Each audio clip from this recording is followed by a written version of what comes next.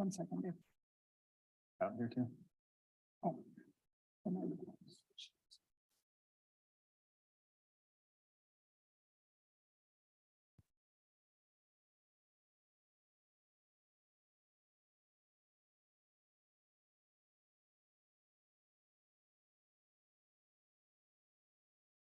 Right, good evening. We at the end of January closed the public comment period on the zoning code update. That concluded a 2-month period of time where we had the code available, full code available online, and we're actively soliciting comments. We were really pleased with the response that we got. We had a public open house that was well attended, and thanks to several of you who attended that meeting. We received a lot of comments there. We received a lot of inquiries, just questions people had related to the code and what impact it might have on their property. And it got viewed over 1,700 times, and we had nearly almost 100 comments on the online portal. And so that was kind of a new tool. We weren't sure how that would work, and we were really happy with that. It was really easy for us because those comments are tied directly to the section of the code. So it made it really easy to go back and see what people were talking about. Saved us a lot of time in reviewing those as well. And so as a follow-up to all of that input, and as we prepare to move forward with adoption of the codes and getting those hearings set, there were a couple items we just wanted to follow up on, either that came from comments that we as staff, as we continue looking at it, had some questions and wanted some clarity on. And so I did outline those in the memo that was attached to the board docs item. The first one was really a topic of discussion that the commission has had a number of times. And if you recall, over the last few months, we've had a number of cases with private drives on them. And so we had made some changes to make it more clear that private drives could be used for up to 4 properties. And if you go over 4, then it has to be a private street. And we have standards built in there that primarily would have to be on an outlot. So you'd have common ownership, and at that point, you'd have to have some sort of homeowners association to maintain that. And so it just kind of raises that standard.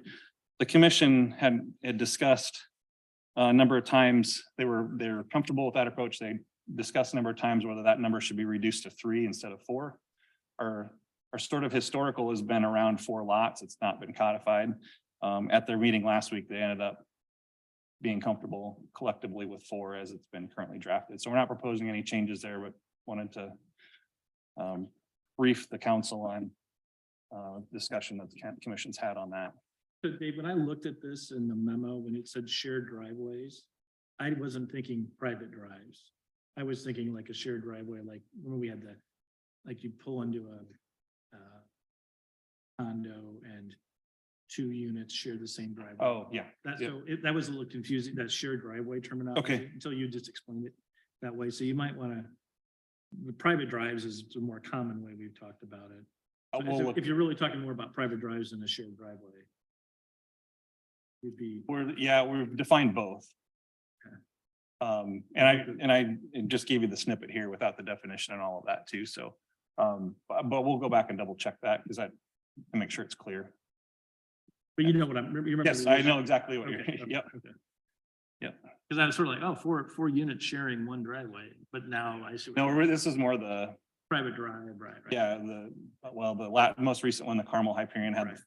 I think they had 4 lots off of a common driveway.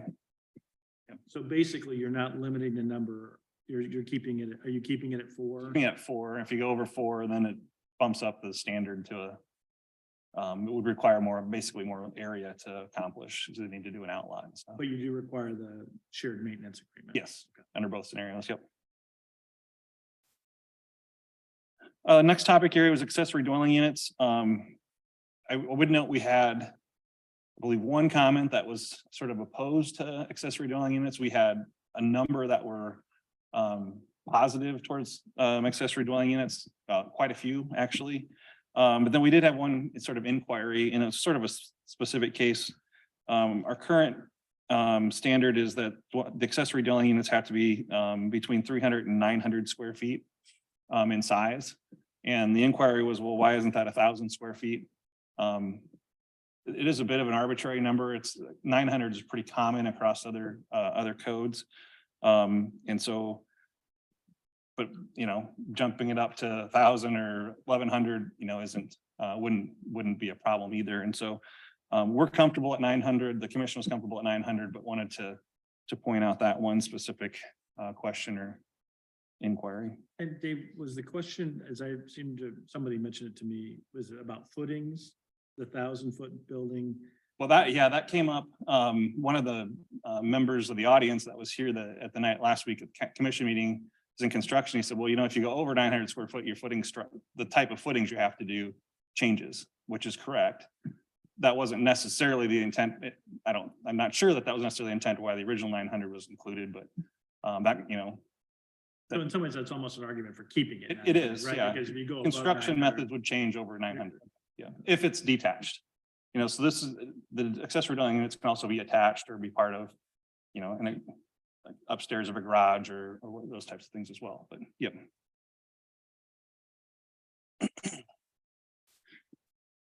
Next topic area, small scale, excuse me. Solar generation systems.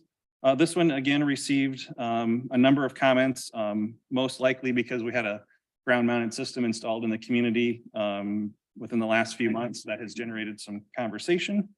And in looking at those comments, there was a lot of comments about screening and size and those types of things.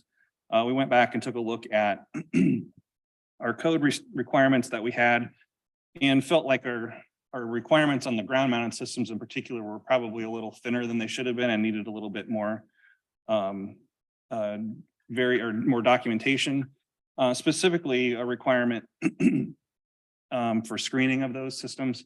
I should step back and note how we currently handle them. The code is silent on solar systems today, but we've treated them as accessory structures. And so what we've tried to do with the new code is continue that. We're treating them as accessory structures, but we have some additional standards that we apply to them when they're detached or when they're ground mounted, excuse me. And so what we've done in the red line version and further refined it based on the commission's discussion last week of requiring a buffer when those properties are, excuse me, when those systems are viewable from a residential use or within 100 feet of a residential use, excuse me. That was the provision the commission added. They were concerned if we had a buffer requirement around all systems and the nearest neighbors half-mile away, why are we screening that? That screening was proposed to be shrubs because obviously tall trees around a solar system would not be desirable. We based that 12 shrubs for every 100 lineal foot of the system, and that's based off our normal buffer requirement. That's one of our standards that we commonly use.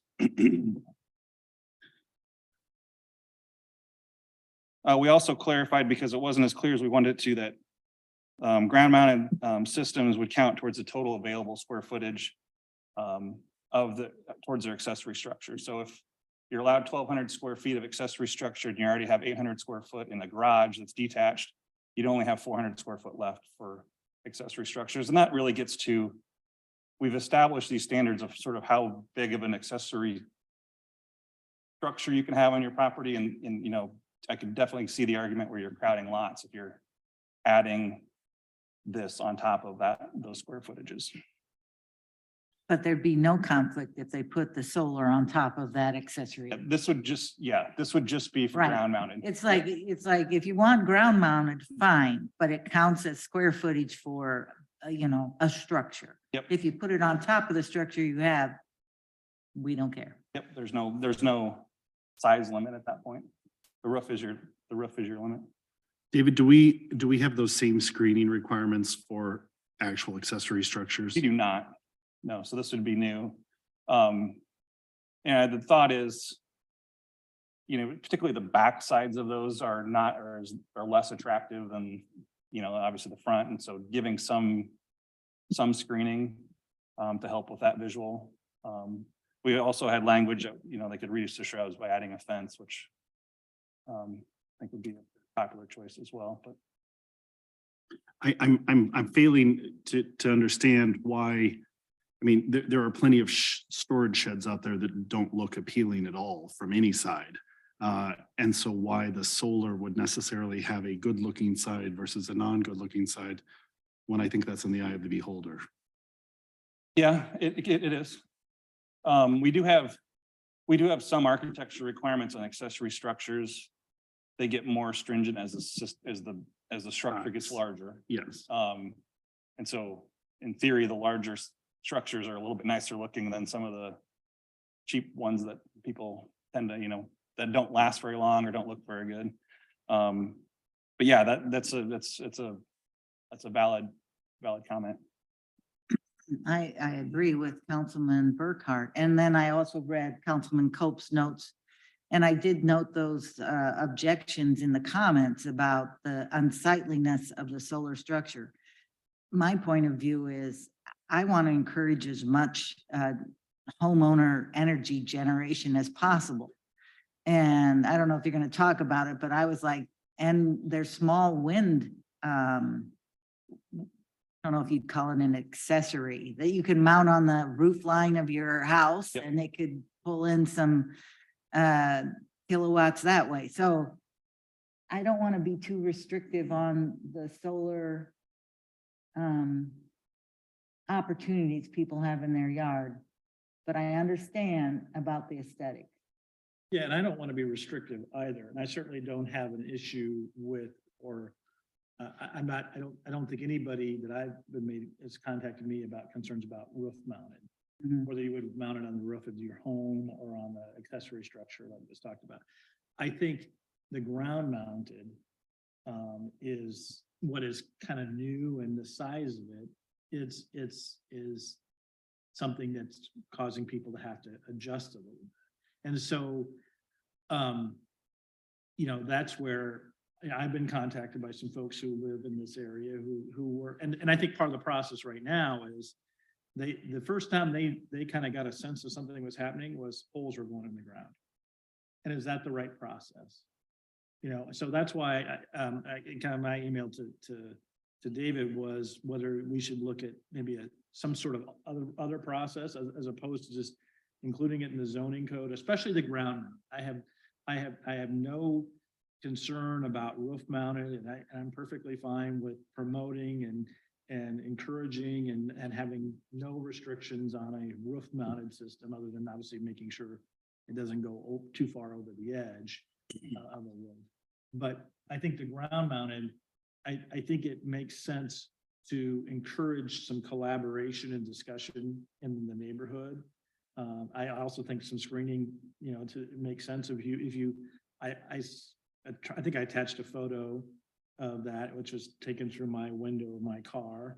But it's, as you're driving along Valley Parkway, and I didn't think it was, from my perspective, god awful, but certainly for the folks who live in that neighborhood, that I think that if you visited with them on a door-to-door basis, you might get a different reaction. So I think part of it is sort of a notification process, and that may be where there might be some value, I think, in looking at a special use permit approach or some approach.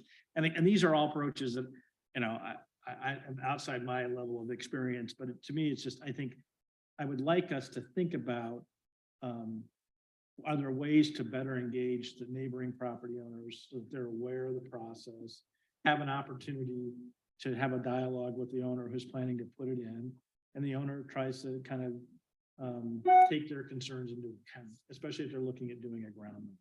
So that's what I would like to have us to continue discussion around ground mounted solar. But if they were going to put up a shed in their backyard, they would just file a permit with the city. There wouldn't be any notice to the neighbors, right? Right, that's an accessory structure, and people have been putting accessory structures in their backyards. Right. So it needs 50 to years be, in the it city. needs to be based on, the size of it, or, I understand what you're getting to, and I 100% agree, more discussion needs to be made. Because in the one case, if they're putting in a shed and it's this big and they have nothing, they don't have to ask the neighbors anything.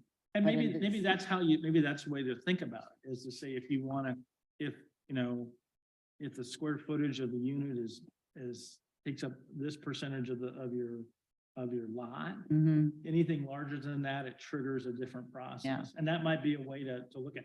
Again, I don't really know what, when people make a decision on a ground mounted solar system, or I keep calling it a solar system, what time, the solar energy generating.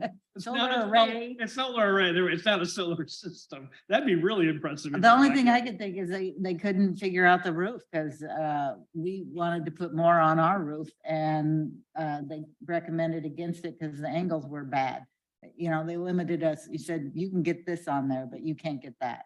Right, and I think to a certain extent, if there's a process to where there's I'm not saying you give neighbors a veto power, because it's a landowner's use, right? Right. But at the same time, I mean, I think it's fair to say, hey, more screening along Valley Parkway would be nice, because there's certainly no screening today.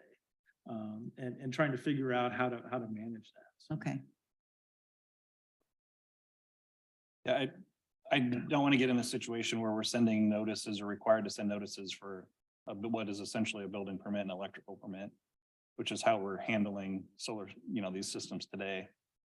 And so if there's going to be a required notification, that really gets into a special use permit, in which case we'd have to develop standards that the board would have to consider before they granted them.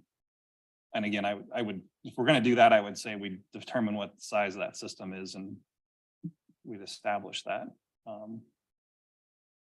The largest on a standard lot, I believe, is 1,200 square feet if you're an acre or less, is the total square footage you're allowed for an accessory structure. That's pretty big. I believe the system that Councilman Cope is referring to is about 900 square feet.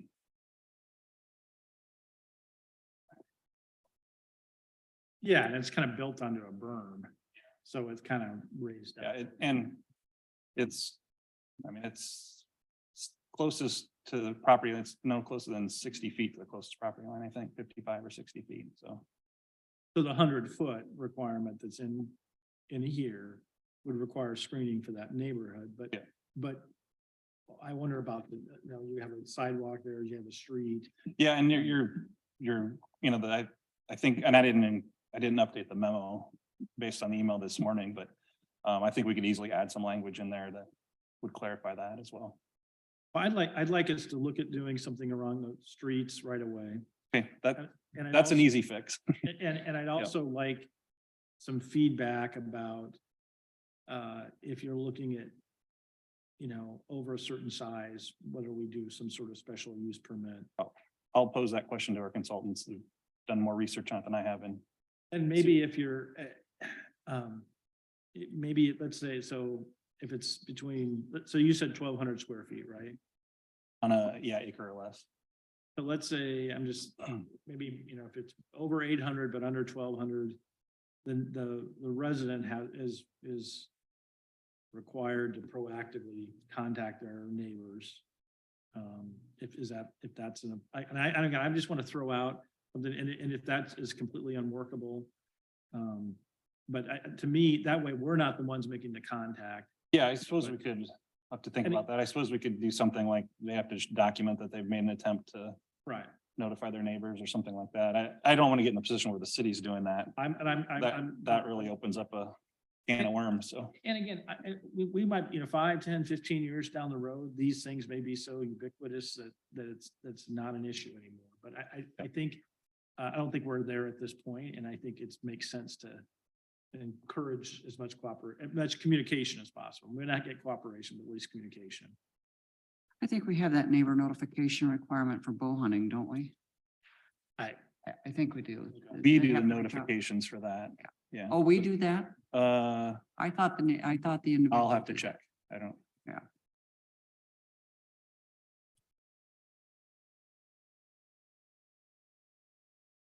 And your thought there is, again, those would be the larger. 800 to 1,200. Okay. Maybe something like that. I just want to make sure the intent for that requirement would be on a larger system versus the smaller. Okay. Right, so if it's over 1,200, trigger a special use permit. Yep. 800 to 1,200, they have to demonstrate that they communicated with their neighbor, something like. We'll pose those questions to our consultant and look at some options there. Any other questions on solar? I don't know if you're gonna do wind, but my one comment on the wind was it looked like in a lot of the zoning, we weren't allowing any of those small structure wind. We corrected that. And you, Yeah. okay, That was a good that's all I catch. wanted to ask. Yeah, I didn't note it here because that was a simple change, but yes, Yes, okay. our use table did not properly identify those, so that has been corrected. Architectural design is the next topic I had in my memo. Sorry, I'm not keeping up here. We had one gentleman who is a retired architect from Corteva, who I believe read every page of our code.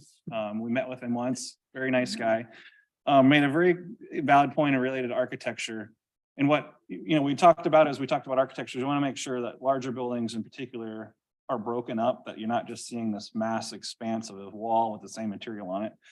And so we have requirements for the horizontal. So if you're going over so many feet, you have to have some, there's a list of things. And we added the same for vertical on buildings that are over 2 stories. So when you get 3 or 4, and the language that we'd had in there stated that you had to have a distinct top, middle, and bottom. And he came in and he said, can you pull up Street View and look at this building at Pioneer? All the variation in that you would want, it's right along 62nd, but it did not have a distinct top, middle, and bottom. They made a very valid point that that's just a little, we just unintended consequences kind of. And so we have suggested a modification to that language that's shown there on the bottom of page 4 of the memo that gets rid of the top, middle, and bottom and really talks about there needs to be some variation, but we don't get so descriptive as the top, middle, and bottom. And then we did add an additional provision at the request of the commission. They're worried about in commercial districts, particularly asphalt shingles getting painted and then the maintenance that's associated with that. And so we made and it's happened. I know the place. Yeah, it's been redone since then, but yes. And so we just added a simple phrase at the kind of the general comment in the. We're talking about roof shingles, not the siding shingle. Yes. They painted the roof. Okay. Yep. I mean, it's not uncommon today to get kind of like a colored shingle. Yeah, no, this is like physically painting. Have it your way. Yeah. Well, I mean, yeah, I mean, it's like, when you, so I just, pre-colored or that. Yeah, no, this is, and we'll double check. We'll maybe check that language a little bit. And then just back on the architectural design, there is this piece of legislation going through the Yep. Capitol. So that bill, I think, is a pretty live round, so.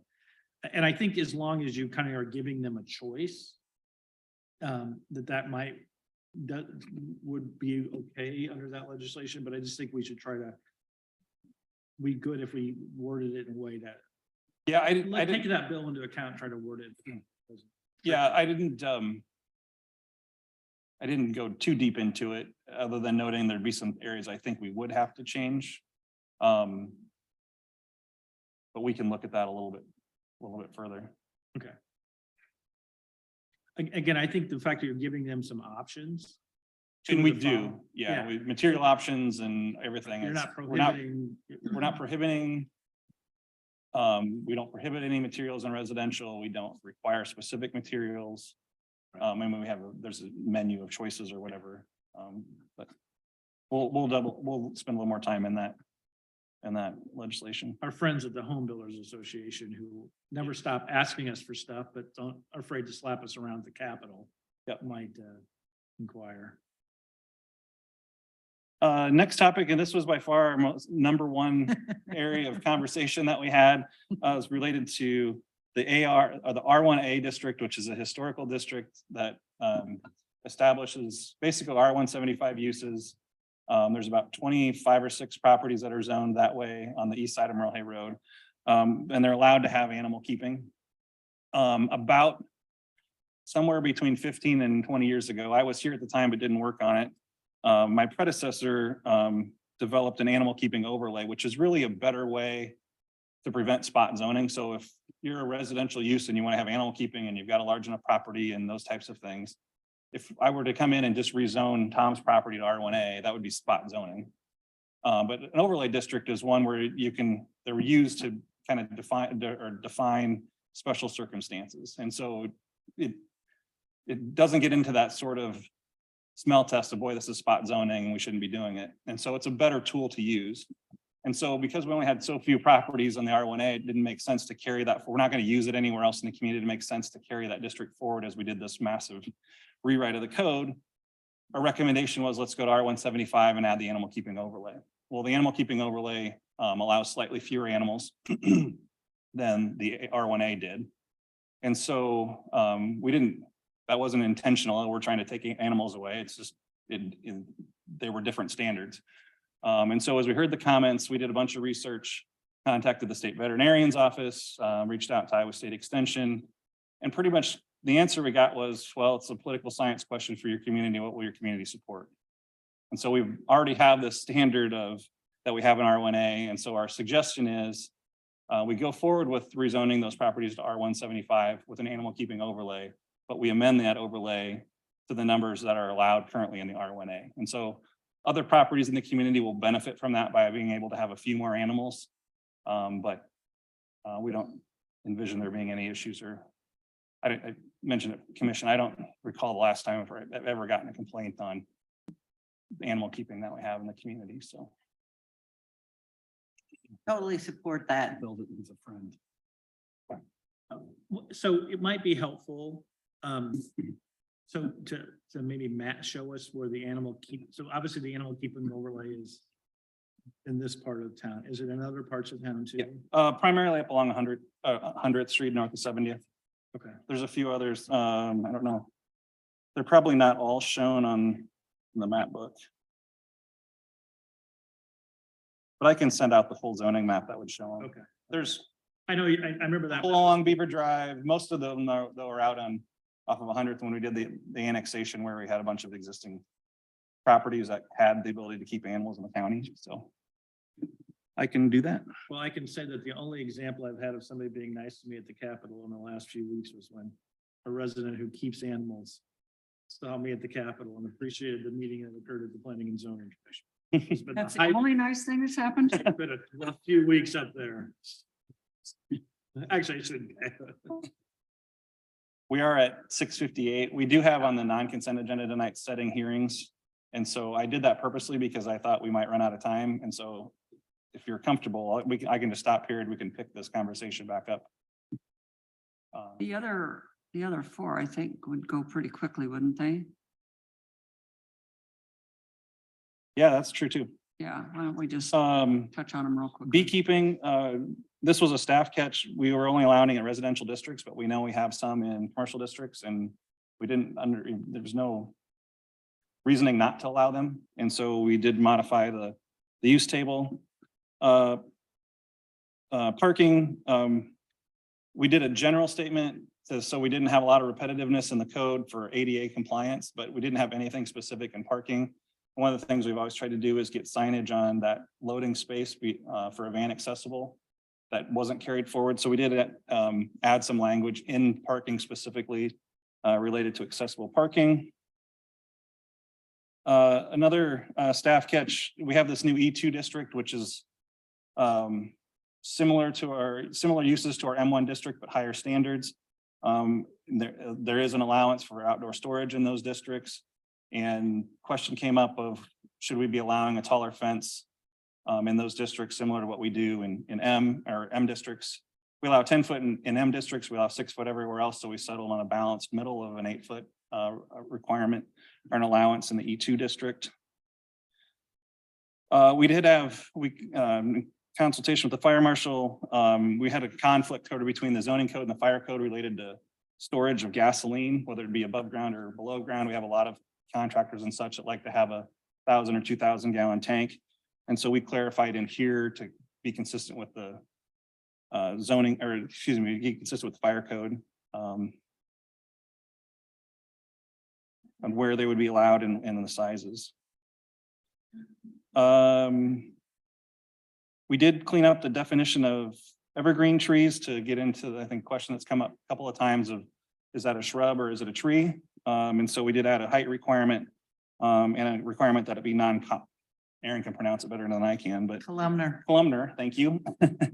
So make sure you're actually getting a tree versus a shrub. And then I know this is a topic that Councilmember Martin is passionate about, the requirement for bird safe glass. We did some research on this and only found one community that had an ordinance, and it was pretty controversial. Ironically, the APA National Conference is coming up, and Clayton has signed up for an entire workshop on bird safe communities. So Good. our suggestion there is not necessarily address it with this code, but it's an area where we're going to do some further study and research, and we can always come back and make amendments as necessary. I think Clayton's working on a master's thesis between animal keeping and birds. Yeah. I will, Eggs. I want to say one thing to the council about the bird safe glass. It's just a matter of percentages. Like, you can never know when a bird's going to run into a specific piece of glass, but there are certain things like glass corridors between two buildings where it's a purely glass corridor, dead birds all the time. So I just want to say that I kind of feel like there could be just a small paragraph that says something to the effect, we'd like, if you have a glass corridor or an atrium with a green space beyond it, because they get fooled, Right. that those are the high impact areas. They're not flying around above the trees. Of course, we don't have buildings that tall, but we are doing a whole lot more native plantings because we want birds. So I'm not worried about birds along Merle Hay Road, but when you're putting in a native planting and you've got glass corridors or atriums, I want to just say, consider. Yeah, I think if And- there's a design, if we could sort of, Something to say, you need to take into consideration these things. And then I almost would be willing, and I'll still work on it with David and Clayton, but something to the effect is future, city buildings will incorporate bird safe glass. Something like that. Or consider I was gonna say, we incorporating. can have a TIF incentive, but it's hard to give the city a TIF incentive. Anyway, I think a mention is worth it, and maybe some wording, suggestive wording that these are high impact areas where bird safe community consider bird safe glass. For the birds. We're for the birds Can definitely. and look not at the cats. David, thank you. I said 4 items and there were actually 6. I didn't scroll down far enough, but you did a fine job of covering all of them. So thank you for doing that.